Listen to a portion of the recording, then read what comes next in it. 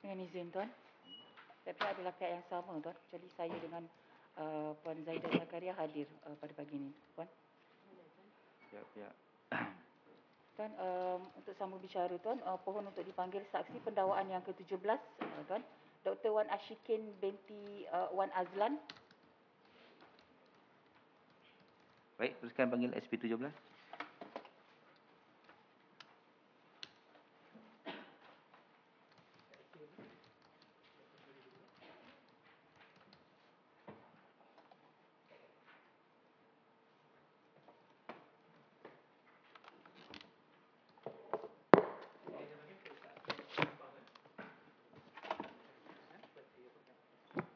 Bahawasanya saya, Wan Ashikin binti Wan Azlan, dengan sesungguhnya dan suci hati mengaku dan berikrar bahawa segala keterangan yang akan saya berikan dalam perbicaraan ini adalah benar. Tiadalah apa-apa yang tidak benar, melainkan benar belaka. 37.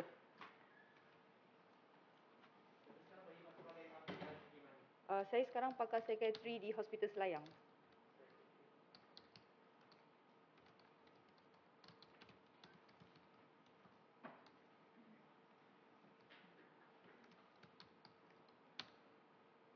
Alamat seperti lengkap kenalan ke doktor?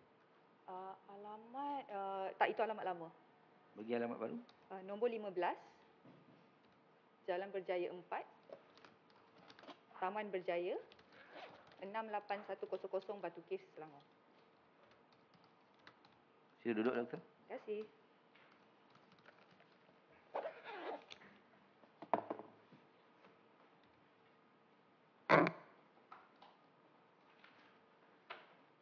Dengan izin Tuan. Baik, teruskan Puan. Baik, doktor ya, doktor ada menyediakan CV untuk pada hari ini ya. Ya, betul.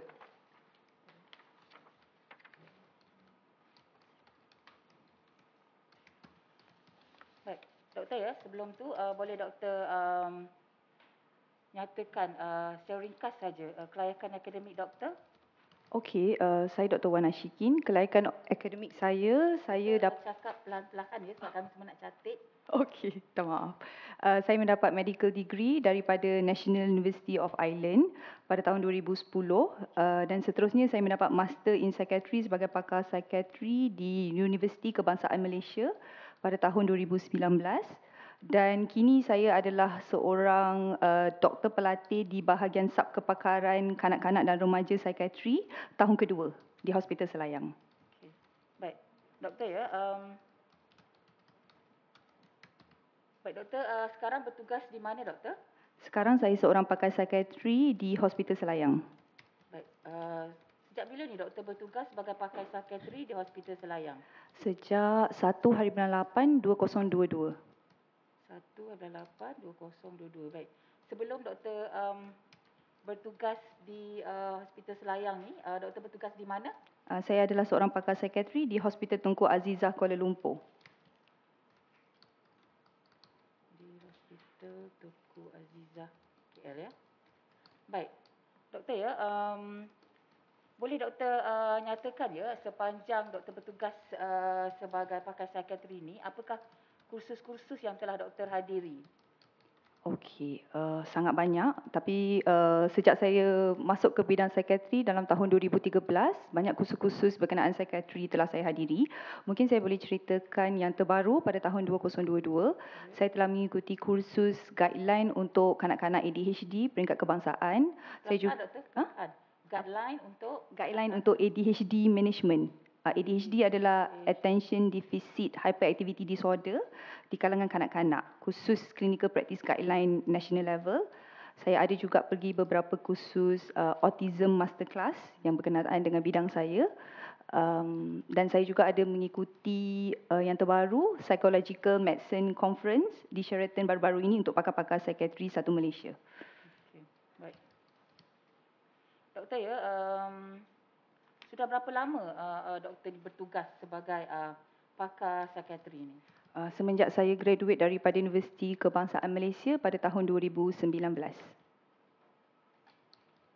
2019. Okey. Baik. doktor pernah memberi keterangan di mahkamah sebelum ni, doktor? Tidak pernah. Okey. Baik. Doktor ya, pada 30 hari bulan 9 tahun 2021, adakah doktor bertugas? Ya, pada 30 hari bulan 9 tahun 2021, saya bertugas di Hospital Tunku Azizah, Kuala Lumpur. Okey, baik. Doktor ya, pada tarikh tersebut ya, boleh doktor ceritakan ya, apa yang berlaku, doktor? Pada tarikh 30 hari bulan 9, saya bersama dengan pakar perunding kanan saya, Dr. Ramli Muhammad Ali dan pakar... Pelan-pelan sikit, doktor. Doktor jawab kepada Tuan Hakim, Oh, tapi pelan-pelan sebab kami nak catat, doktor. Pelan sikit. Pelan sikit. Minta maaf. Okey. Saya pada 30 September tahun 2021, saya telah menjalankan pemeriksaan psikiatri kepada pesakit bernama Bella yang telah dibawa oleh 2 pegawai Jabatan Kebajikan Doktor, Masyarakat. pemeriksaan pesakit bernama Slow sikit. Slow sikit, doktor. Tak apa, slow. Bella Yang telah dibawa ke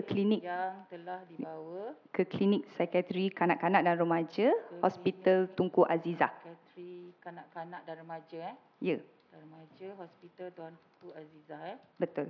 Okey, baik, doktor. Kenapa, doktor, kanak-kanak ini dibawa ke klinik doktor ni? Saya membuat pemeriksaan ini kerana saya mendapat pihak jabatan saya mendapat surat daripada 2 agensi. Surat dari 2 agensi, surat rasmi. Agensi, okey. Surat yang pertama bertarikh 24 hari bulan 9 daripada pihak polis. Tahun bila, doktor? 24 hari bulan 9 tahun 2021. Daripada pihak polis. Okey, yang kedua? Yang kedua bertarikh 29 hari bulan 9 tahun 2021 daripada Jabatan Kebajikan Masyarakat, JKM. Okey, baik. Jadi doktor mendapat surat tersebut untuk dibuat untuk apa, doktor? Surat surat polis bertajuk pemeriksaan psikiatri. Surat Jabatan Kebajikan Masyarakat bertajuk pemeriksaan perubatan. Surat polis bertajuk pemeriksaan psikiatri. Yes. Surat JKM bertajuk pemeriksaan kesihatan. Pemeriksaan kesihatan. Okey. Baik. Baik, jadi seterusnya, doktor, boleh doktor ceritakan apabila doktor mendapat surat tersebut daripada 2 agensi kerajaan tu, apa yang doktor lakukan? Setelah mendapat 2 surat tu, pihak hospital, pihak klinik kami telah memaklumkan pegawai JKM untuk membawa pesakit yang tertera di surat tersebut untuk datang ke tarikh temujanji 30 September di klinik kami untuk pemeriksaan. Maksudnya doktor maklumkan kepada siapa tadi? Yang memaklumkan adalah staf klinik saya sebenarnya. Staf klinik. Ya. Okay. Maklumkan kepada pegawai Jabatan Kebajikan Masyarakat. Okey, untuk bawa pada pesakit pada 30 September 2021 ke klinik kami untuk pemeriksaan. Ke klinik untuk berapa bulan? 20? Tapi saya sebenarnya tidak pasti tarikh staf saya call Jabatan Kebajikan Masyarakat tu berapa hari bulan, saya tak pasti. Tapi tarikh yang saya telah berikan untuk dibawa adalah 30 September. 30 September. Ya. Tarikh panggilan dibuat ke pegawai JKM oleh staf saya, minta maaf yang itu saya kurang pasti. Baik, jadi doktor, pada 30 hari bulan 9 tahun 2021 tu, adakah pihak JKM ada membawa pesakit tersebut? Leading, Tuan, bantahan. Adakah, Puan? Dia boleh kalau lanjutan tu boleh. Boleh jawab, doktor? Baik, semula soalannya? Adakah kanak-kanak tersebut pihak JKM ada membawa pesakit tersebut pada tarikh 30 hari bulan 9? Pada tarikh 30 hari bulan 9 2021, 2 pegawai JKM telah membawa pesakit ke klinik kami. 2 pegawai JKM telah membawa pesakit ke klinik kami. Okey. Baik, doktor. Baik, doktor ingat siapa pegawai JKM yang membawa kanak-kanak tersebut ke klinik doktor? Siapa pegawai JKM? Saya ingat. Siapa pegawai JKM siapa, doktor? Yang bawa? Pegawai JKM yang membawa pesakit ke klinik saya adalah Encik Imran dan Puan Hidayah. Encik Imran dan Puan Hidayah. Okey. Okey, baik. Jadi doktor boleh ceritakan seterusnya apa yang berlaku setelah dua pegawai JKM ini membawa kanak-kanak tersebut ke klinik doktor. Okey, pada 30 September 2021, setelah pegawai JKM Puan Hidayah dan Encik Imran membawa pesakit ke klinik, kami telah menjemput kesemua mereka untuk masuk ke bilik pemeriksaan untuk dilakukan pemeriksaan oleh kami. Menjemput mereka untuk masuk Ke bilik Ya. pemeriksaan. Okey, seterusnya doktor. Pada waktu itu sebenarnya pesakit kelihatan takut dan dia enggan masuk ke bilik pemeriksaan saya. Jadi saya telah menawarkan untuk Pelan-pelan. Takut dan saya menawarkan untuk pegawai Jabatan Kebajikan Masyarakat untuk teman pesakit masuk sekali. pegawai JKM untuk teman sekali, untuk masuk sekali ya. Ya. Okey.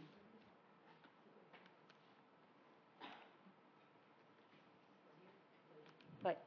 Tadi doktor mengatakan pegawai JKM ada masuk sekali. Jadi pegawai JKM ni siapa ni doktor?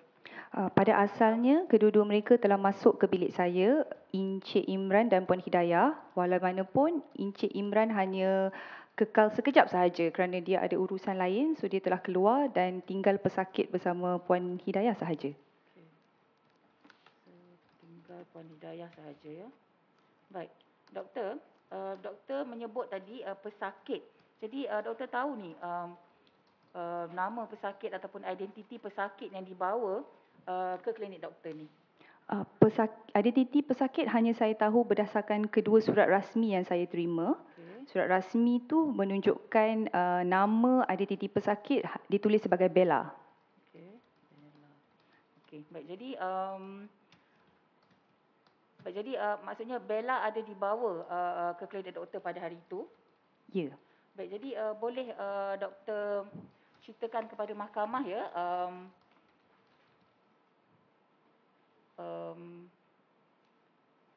ciri-ciri maksudnya mungkin ciri-ciri Bella ataupun macam mana doktor melihat Bella pada waktu itu. Okey. Secara kasarnya saya boleh lihat Bella dengan jelas mempunyai ciri-ciri kanak-kanak Down syndrome. Ini boleh dilihat dengan short stature, maksudnya Bella sedikit pendek. Kemudian mata dia, kalau dalam medical term, kita panggil almond eye. Dia ada satu karakteristik of Down syndrome, almond eye. Dia ada juga apa kita panggil epicantic fold. Apa dia? Boleh doktor? Ulang. Epicantic fold. Macam mana eja doktor? Eja. EPICANCTIC. Epicantic fold ni adalah bahagian dalam mata ni kita, kalau Down syndrome dia ada karakteristik mata tu dalam medical term. Epicentric apa doktor? Epicantic Epicantic. fold, FOLD. Maksudnya lipatan mata di dalam tu dia ada karakteristik of Down syndrome. Boleh nampak dengan jelas lah dalam Bella. Doktor, lipatan Lipatan mata mata. di dalam Ya. ada ciri-ciri Down syndrome ya. Ya. Okey. Baik. Itu yang jelas. Jadi memang boleh nampak dengan jelas Bella mempunyai Down syndrome. Dari segi personality boleh lihat pada asalnya Bella seorang yang sangat pemalu. Bella sangat pemalu. Maksud doktor pemalu ni macam mana? Pada waktu pertama kali ingin menjemput Bella ke bilik saya, Bella berselindung di sebalik Puan Hidayah. Okey. Memang a very shy person. Memang kena pujuk berkali-kali baru Bella bersetuju untuk masuk ke bilik pemeriksaan. Okey. Baik, doktor kata Bella ni perlu dipujuk untuk masuk ke bilik pemeriksaan ni. Macam mana ni? Boleh doktor terangkan macam mana doktor memujuk Bella ni? Sejujurnya saya kurang ingat macam mana saya memujuk Bella. Tapi seingat saya mengajak Bella macam jom masuk bilik doktor untuk berborak-borak, something a very casual conversation lah. And then at that point of time Bella ada memegang makanan di tangan dia, so saya ajak dia minum dan makan di bilik saya. Okey. Dan ajak minum di bilik saya. Okey. Baik, jadi setelah Bella masuk ke bilik doktor ni, boleh doktor terangkan apa yang berlaku seterusnya? Okey. Setelah Bella masuk ke bilik saya, Encik Imran meminta kebenaran untuk keluar kerana urusan lain. So tinggallah Bella bersama Puan Hidayah sahaja. Di dalam bilik pemeriksaan saya, dia ada satu kerusi sofa. Di kerusi sofa tu Bella duduk bersama Puan Hidayah, bersebelahan Puan Hidayah.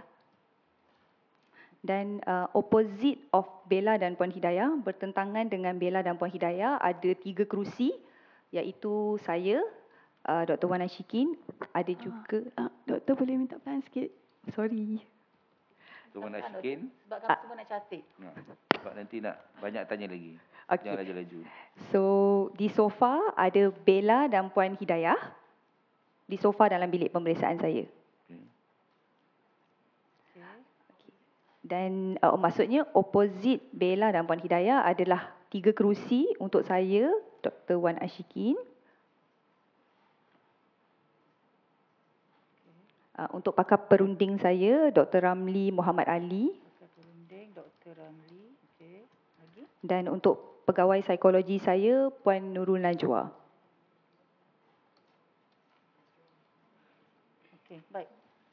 Baik doktor ya, kenapa ni Dr. Ramli, pakar psikologi Nurul Najwa ni berada bersama dengan doktor pada hari itu? Kerana setelah mendapat surat rasmi itu, kami telah membuat keputusan untuk menilai Bella secara berkumpulan. Maksudnya bertiga. Kami membuat keputusan ya untuk menilai Bella bertiga. Okey. Baik. Baik, jadi seterusnya doktor, boleh doktor ceritakan lagi apa yang berlaku pada waktu itu seterusnya? Kemudian pada asalnya Bella memang sangat pemalu, jadi dia berpaut kepada Puan Hidayah dan tidak mahu berkomunikasi dengan kami. Jadi pada waktu itu saya dan pakar doktor yang lain telah membuat keputusan untuk bertanya Puan Hidayah dulu soalan berkenaan Bella. Jadi kami telah melakukan warm up dan berborak dengan Puan Hidayah mengenai latar belakang Bella. Okey, baik. Doktor kata doktor telah bertanyakan kepada Puan Hidayah latar belakang Bella. Boleh doktor jelaskan apa maksud latar belakang yang doktor tanya kepada Puan Hidayah ni? Saya telah bertanya Bella, macam mana Bella boleh masuk ke dalam sistem JKM, nama Bella, umur Bella, di mana Bella berada sekarang. Dan kami juga telah bertanya sedikit sebanyak tentang kronologi Bella. Maksudnya Bella dari mana sebelum ni, Bella tinggal di mana.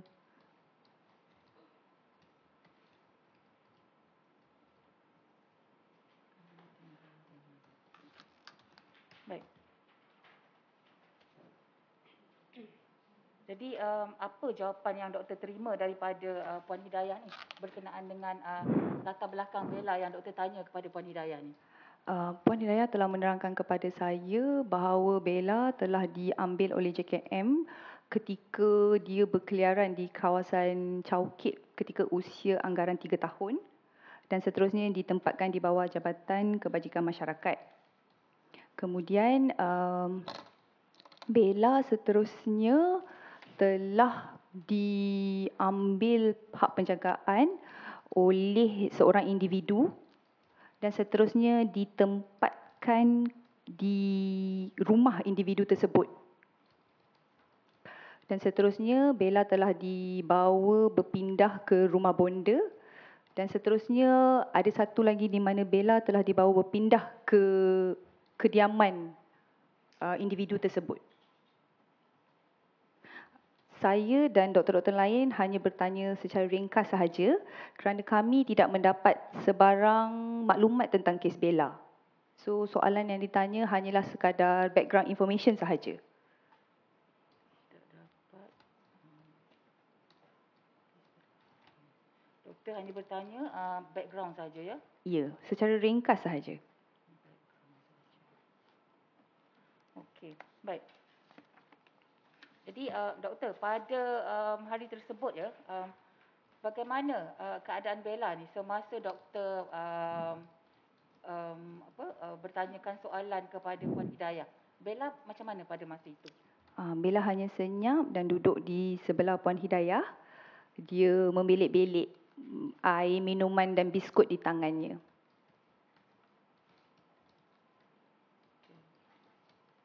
Okey. Baik. Jadi doktor kata Bella dibawa kepada doktor untuk penilaian pemeriksaan perubatan dan juga pemeriksaan psikologi. Jadi boleh doktor jelaskan pada hari tersebut apakah penilaian ataupun macam mana cara doktor lakukan penilaian pada hari tersebut? Okey. Kalau secara ringkas, penilaian psikiatri ni dia terbahagi kepada dua, iaitu yang pertama adalah history taking. Maksudnya Pelan-pelan doktor.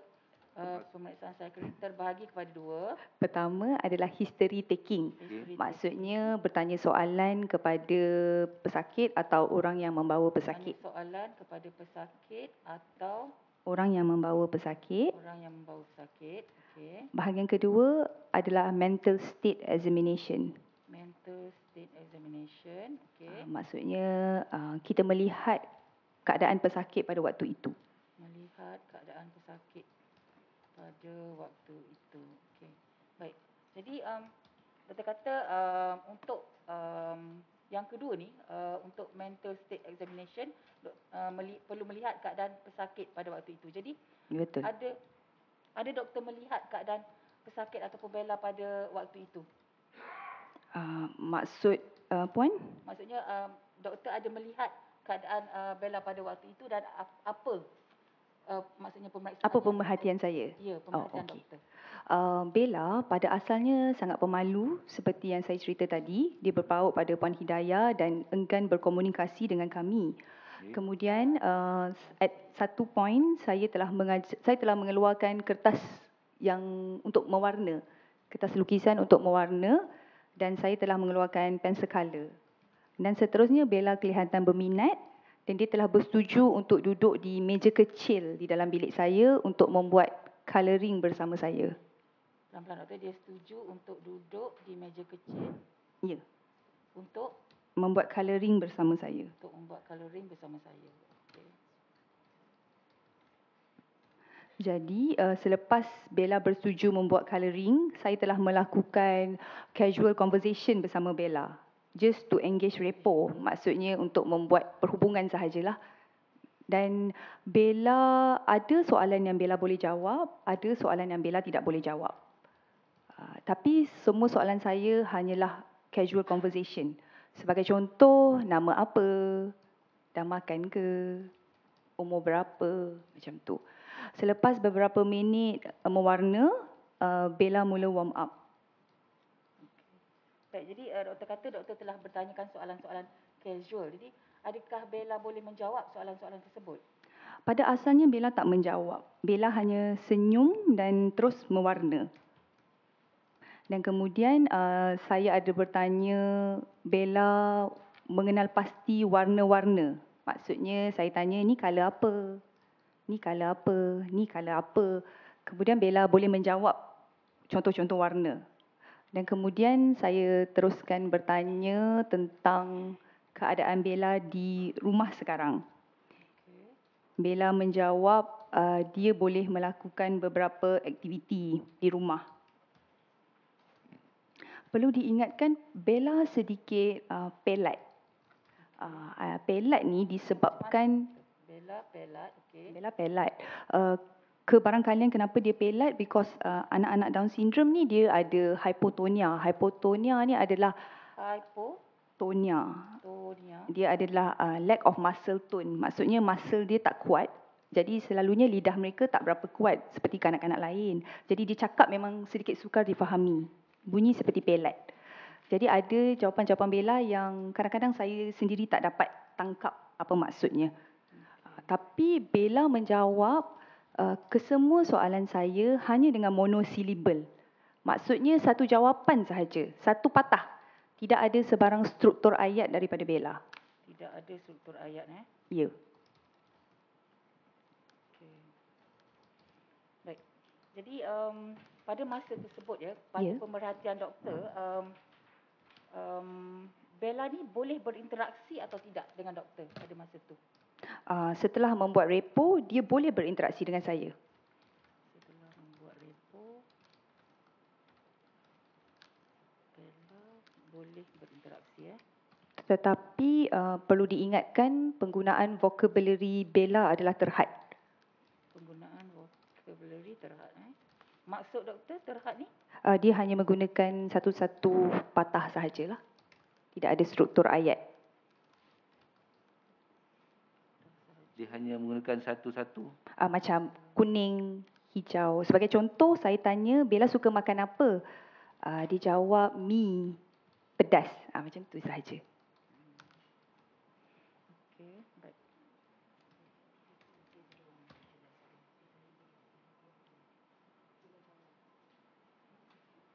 Baik, seterusnya ya, doktor tadi ada mengatakan doktor ada membuat repo dengan Bella terlebih dahulu. Maksudnya boleh doktor jelaskan kenapa perlunya doktor membuat repo terlebih dahulu dengan Bella? Okey. Repo ni maksudnya saya perlu membina sedikit perhubungan dengan pesakit saya. Sebab kanak-kanak secara kasarnya sangat takut berjumpa doktor. Jadi disebabkan Bella sedikit pemalu, saya telah menggunakan colouring tu sebagai cara untuk saya membuat repo bersama Bella. Okey, baik. Maksudnya untuk saya engage dengan Bella supaya mungkin dia nak bercakap dengan saya. Baik, tadi doktor menjelaskan Bella ni adalah kanak-kanak Down syndrome. Jadi Betul. boleh doktor jelaskan ciri-ciri Down syndrome Bella ni? Ciri-ciri Down syndrome. Seperti yang saya jelaskan tadi, Bella mempunyai ciri-ciri Down syndrome boleh dilihat pada karakteristik matanya, almond eye dan epicantic fold yang telah saya terangkan sebentar tadi, dan short stature. Dan boleh juga dilihat flat nasal bridge. Flat Nasal bridge, hidung dia. nasal bridge.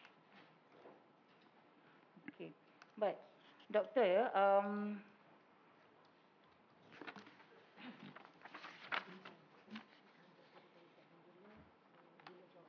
okey. Baik, doktor ya, tadi doktor mengatakan ada bertanyakan keadaan Bella. Betul. Jadi apa jawapan yang doktor perolehi? Okey.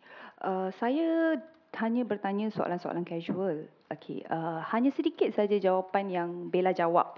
Ada beberapa soalan yang Bella tak jawab, dia terus colour.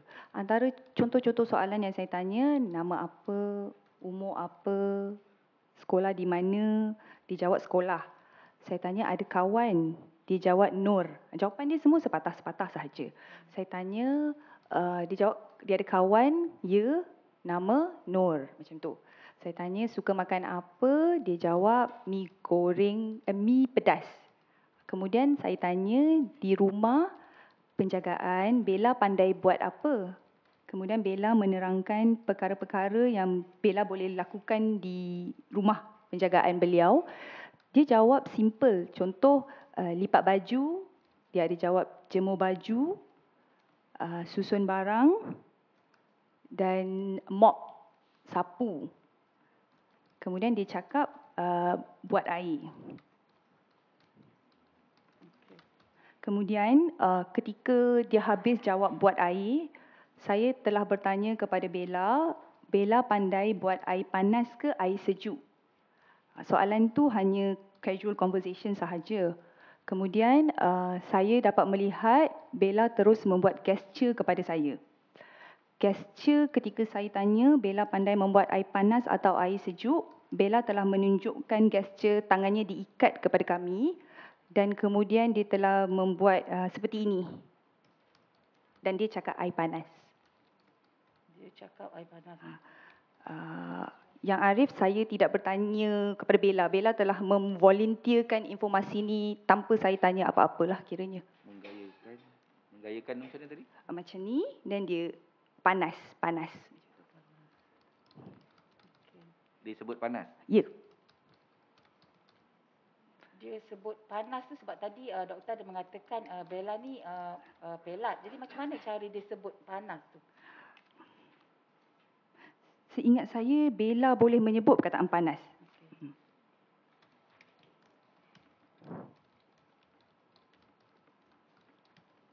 Okey, baik.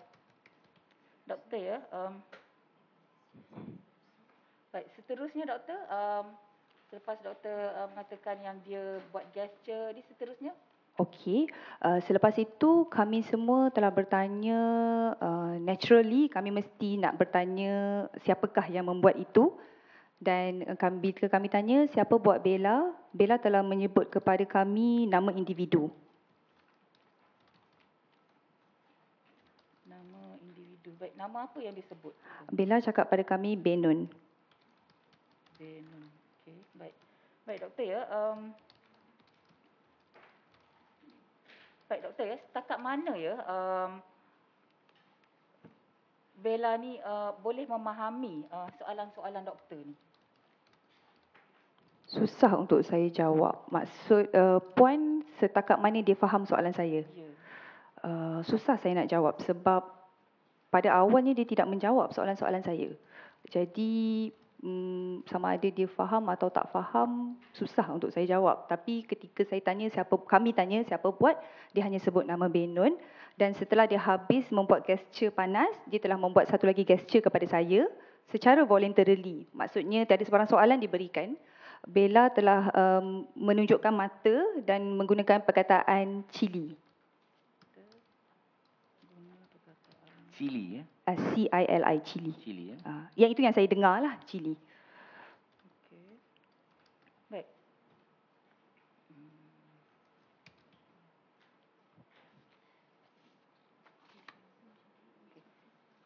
Baik, tadi doktor katakan dia Bella ni tunjuk mata. Macam mana tu dia tunjuk? Nah, dia buat begini. Dia tak cakap perkataan mata, gesturing saja. Dia buat macam mana? Gesturing saja, jari dia ke mata. Ya, tak ada sebarang perkataan mata telah digunakan lah. Hanya gesturing. Gesturing mata saja. Ya.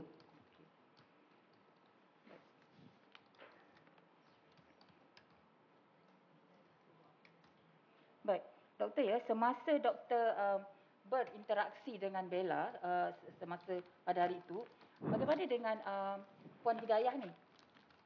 Puan Hidayah ada duduk di sofa tu di belakang. Dia tidak melibatkan diri dalam sebarang percakapan lah Puan ketika Hidayah kami ada di menginterview sofa Bella. Di belakang Ya. Di belakang, tidak melibatkan diri.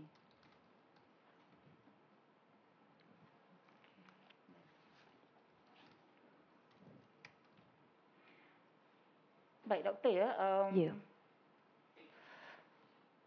ada doktor membuat IQ test terhadap Bella ni?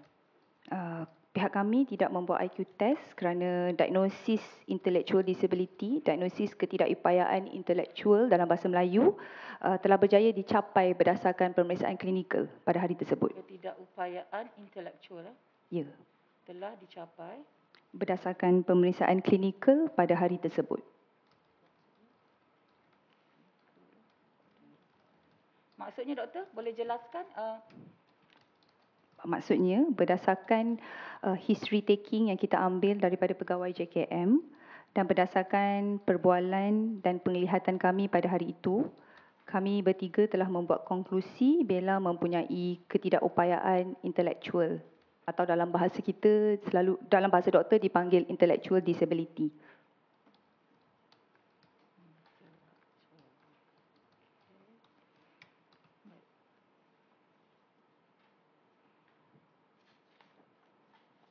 Baik doktor ya, jadi setelah doktor membuat pemeriksaan ataupun penilaian terhadap Bella ni, apakah diagnosis terhadap Bella yang doktor buatlah?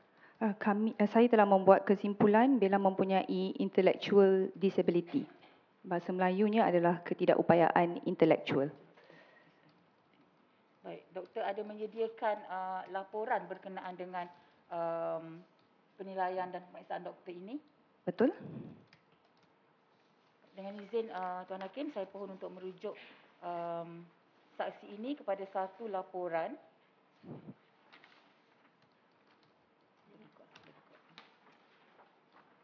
Teruskan. Teruskan. Terima kasih. Baik doktor ya,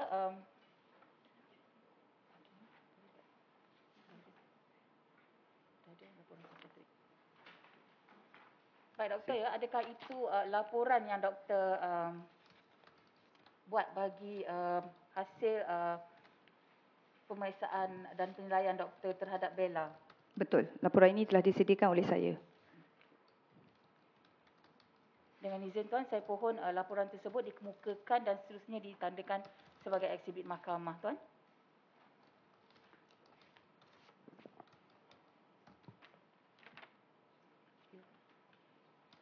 Laporan saya boleh bantu P172.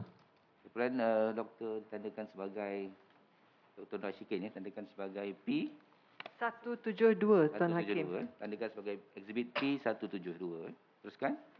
Okey, baik. Doktor ya, dengan melihat kepada laporan doktor tersebut, Ya. boleh doktor, saya dengan izin tuan, saya pohon untuk saksi merujuk pada muka surat kedua tuan. Diagnosis yang doktor buat di dalam laporan iaitu intellectual disability moderate. Okey. Itu clinical assessment suggestive mental age of the 7-year-old. Jadi di muka surat kedua di bahagian diagnosis kan. Baik, boleh doktor jelaskan apa maksud intellectual disability moderate ni? Okey. Intellectual disability dalam bahasa Melayu kita panggil ketidakupayaan intelektual. Secara kasar dia adalah kebolehan intelektual tidak sepadan dengan umur pesakit. Selain daripada ketidakupayaan IQ, dia juga adalah fungsi adaptasi pesakit tidak bersesuaian dengan umur pesakit. Fungsi adaptasi dalam bahasa kita adaptasi maksudnya adaptive skills in living. Tidak bersesuaian dengan umur kanak-kanak itu. Tidak bersesuaian dengan umur kanak-kanak ya. Maksudnya kebolehan dia menjaga diri sendiri, kebolehan dia berindependen, kebolehan dia bersosial, kebolehan akademik, kebolehan dia problem solving, thinking, judgement tak bersesuaian dengan umur kanak-kanak itu. Maksudnya di bawah umur dia lah. Itu maksud ketidakupayaan intelektual dan semua ciri-ciri ini perlu ada pada zaman development kanak-kanak. Maksudnya dia perlu muncul sejak daripada kecil lah. Baik, tapi bagi Bella ni yang boleh doktor explain yang moderate tu macam mana? Okey. Semua diagnosis psikiatri, oleh pakar psikiatri, kita ada guideline. Guideline yang kita pakai adalah kita panggil DSM-5.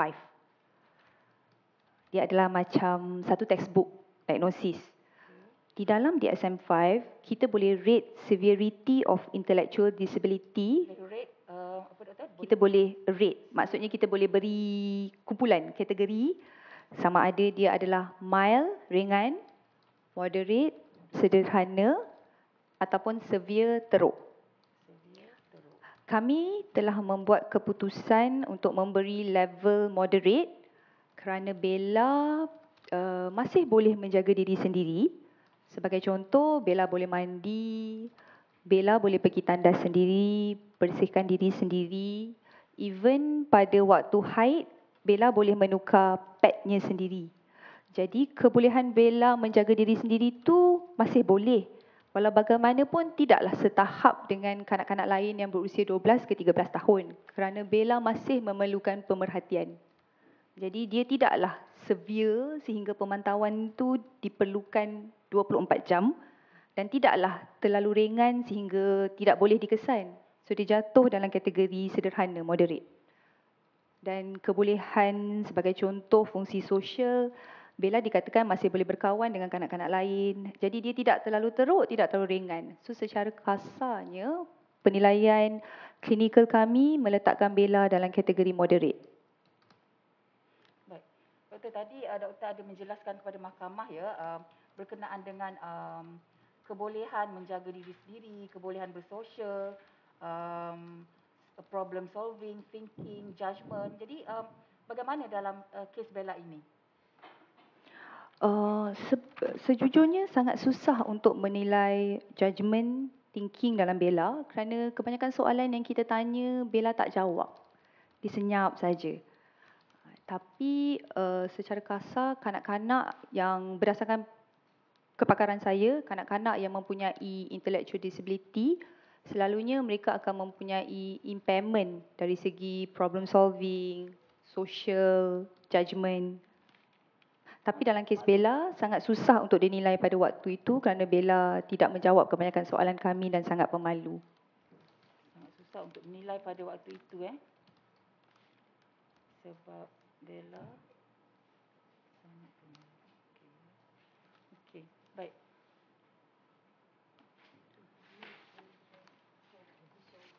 Baik, jadi tadi doktor ada menyebut ya impairment problem solving. Boleh doktor jelaskan sedikit maksudnya? Okey, maksud problem solving, jika kanak-kanak tu berhadapan dengan masalah, dia boleh tak menyelesaikan masalah itu mengikut keupayaan dia pada umur tu. Maksud problem solving ni keupayaan seorang kanak-kanak tu menyelesaikan masalah. Contoh-contoh, selalunya saya akan tanya soalan-soalan kepada kanak-kanak dalam sesi interview. Tapi disebabkan Bella tidak boleh menjawab kebanyakan soalan, jadi soalan tersebut tidak boleh diberikan kepada Bella. Sebagai contoh, soalan yang common saya tanya, contoh jika adik terjumpa dompet di tengah jalan, apa adik akan buat? Itu contoh-contoh soalan, problem solving, judgement. Tapi berdasarkan mental state Bella pada hari itu, Bella tidak boleh menjawab kebanyakan soalan. Jadi kami tidak proceed dengan soalan-soalan yang sangat spesifik seperti itu.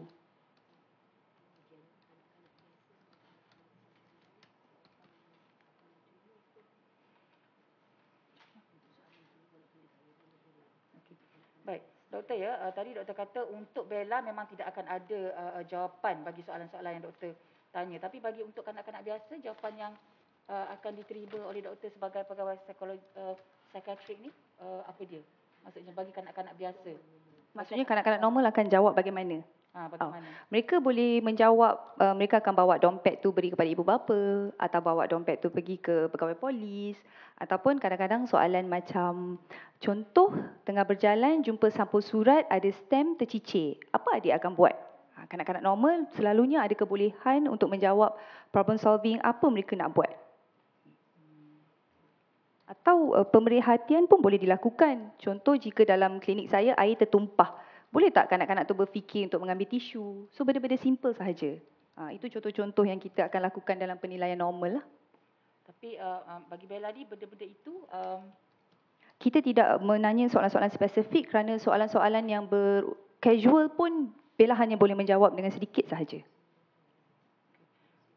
Bagi sebab dalam kes ini kan Bella juga doktor kategorikan sebagai kanak-kanak sindrom Down. Jadi betul? Bagi kanak-kanak sindrom Down ni macam mana? Okey. Kalau mengikut kajian, kanak-kanak sindrom Down memang dilinkkan dengan intellectual disability. Maksudnya secara kasar, kebanyakan kanak-kanak sindrom Down memang mempunyai masalah ketidakupayaan intelektual. In fact, Down syndrome is one of the common cause of intellectual disability. Common cause Yes.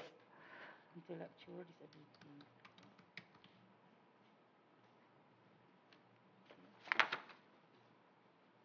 Baik, doktor ya, dengan merujuk kepada laporan yang doktor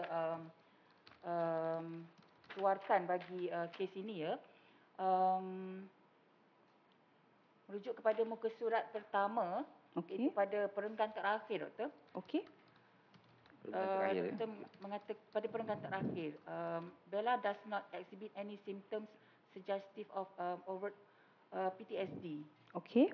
Boleh doktor jelaskan maksud perenggan tersebutlah? Okey.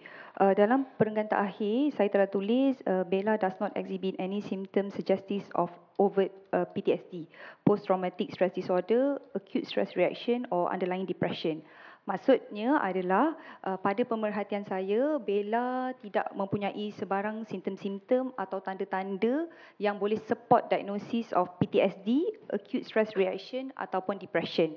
Tapi saya ingin maklumkan yang Arif bahawa ketika Bella jumpa saya, kes ni sudah lama berlaku. Maksudnya Bella dibawa bertemu dengan saya pada September. Jadi pemerhatian September mental 2021, okey. 30 September. Jadi Pada pendapat saya, dia dibawa berjumpa kami ni setelah berbulan-bulan perkara ni berlaku. Jadi conclusion ni adalah conclusion mental state ketika Bella berjumpa saya pada waktu itu. Saya tidak boleh membuat komen keadaan Bella sebelum itu kerana saya tidak pernah bertemu dengan Bella sebelum itu. Baik. Jadi doktor ya, ciri-ciri PTSD yang kalau boleh doktor jelaskan ya, ciri-ciri PTSD ni macam mana? Apakah PTSD Ya.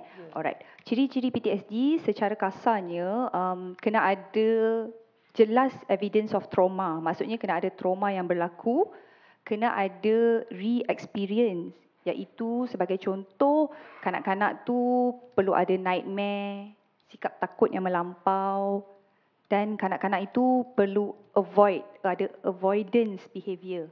Maksudnya tingkah laku untuk avoid perkara yang boleh menimbulkan trauma itu. Dan semua simptom-simptom ini perlu kekal sehingga menjejaskan kualiti hidup pesakit itu. Baru dia boleh memenuhi kriteria PTSD.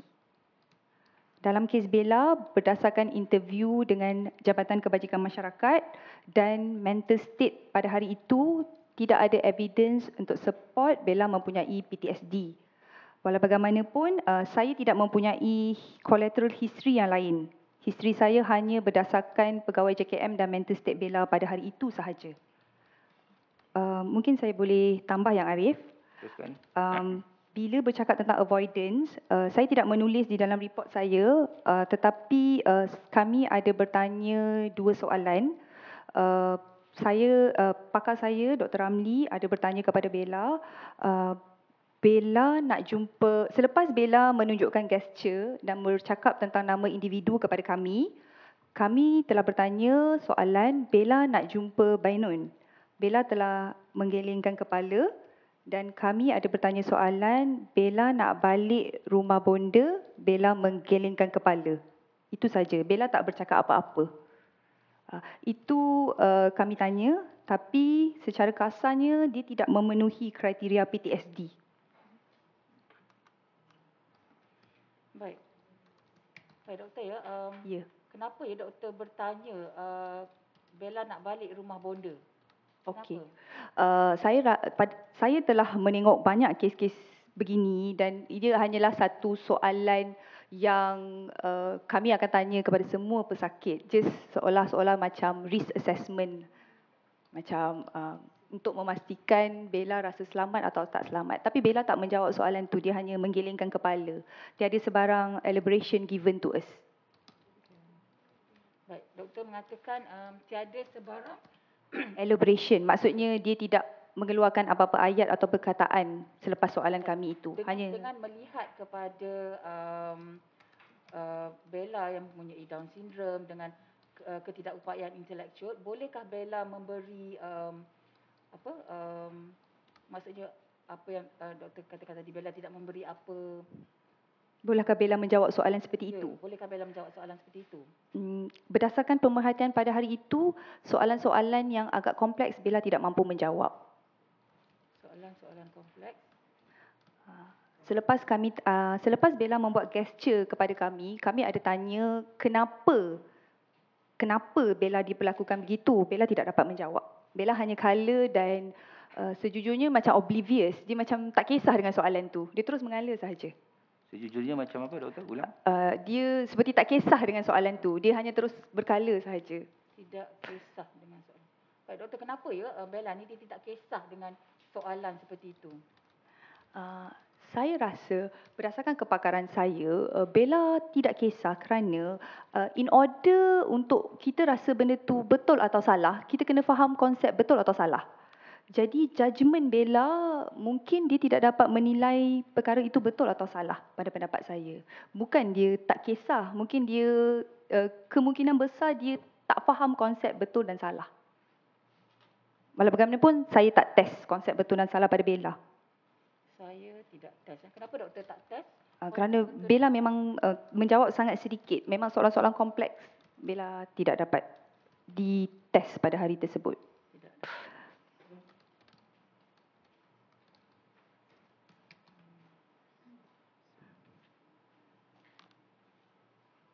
Okey.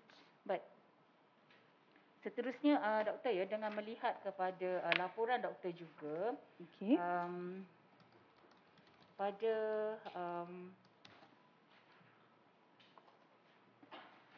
pada perenggan ketiga doktor. Okey. Doktor mengatakan Bella inform us that while under the care of Cik Bainun. Ya. Tadi dalam keterangan doktor, doktor menyebut dia menjawab Benon. Jadi macam mana laporan doktor ni boleh tulis Cik Bainun Saya telah dalam perenggan ketiga ni? Okey. Kami telah bertanya, saya dan dua orang doktor lagi telah bertanya kepada Puan Hidayah, siapakah Benon yang dimaksudkan oleh Bella.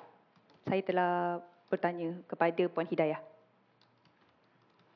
So, konfirmasi Belon adalah Cik Bainun seperti laporan saya telah saya perolehi hanya daripada Puan Hidayah.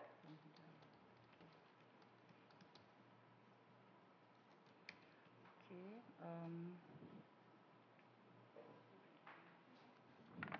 Baik. Seterusnya doktor,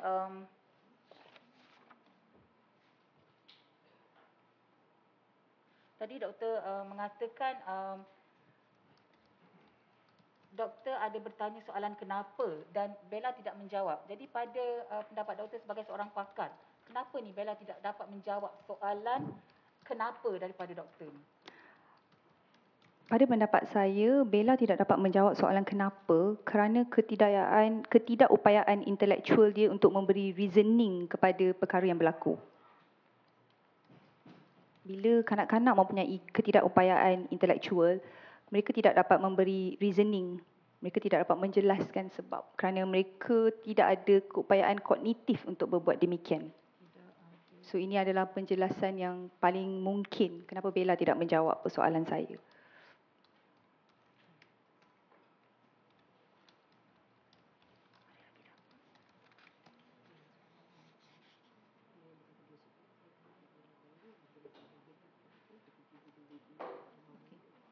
Baik.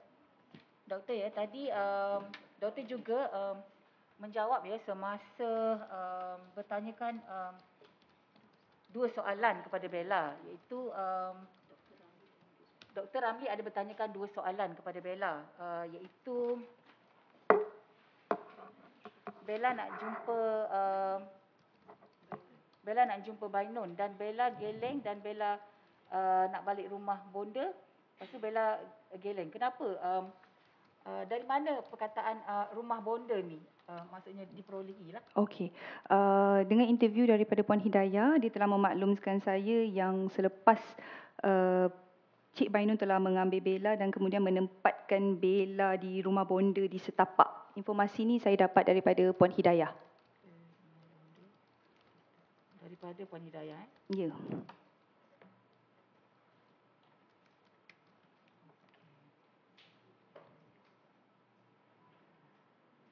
Okay, baik. Doktor ya, baik. Tadi doktor ada menyebut nama-nama seperti Puan Hidayah, Encik Imran dan juga Bella. Kalau ditunjuk maksudnya individu-individu ini boleh doktor camkan ya? Boleh.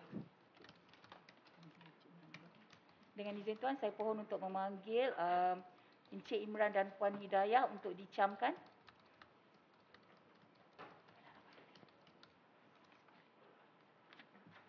Teruskan.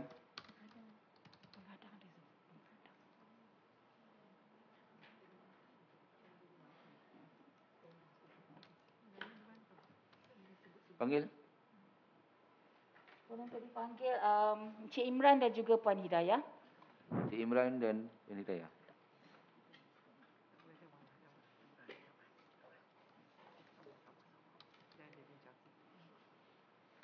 Baik, doktor ya, boleh doktor camkan siapa ini?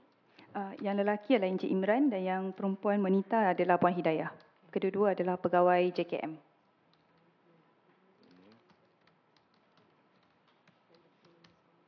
Baik, terima kasih.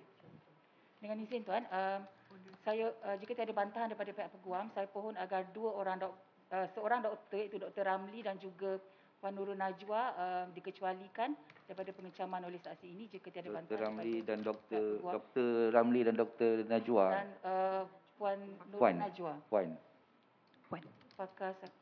pakar psikologi.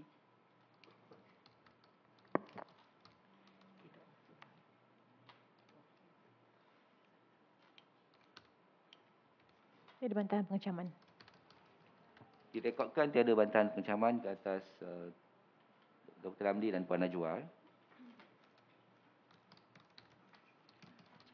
Okey, teruskan. Biar. Juga pohon untuk dipanggil Bella untuk dicamkan oleh saksi ini. Bella ada. Okey. Sekejap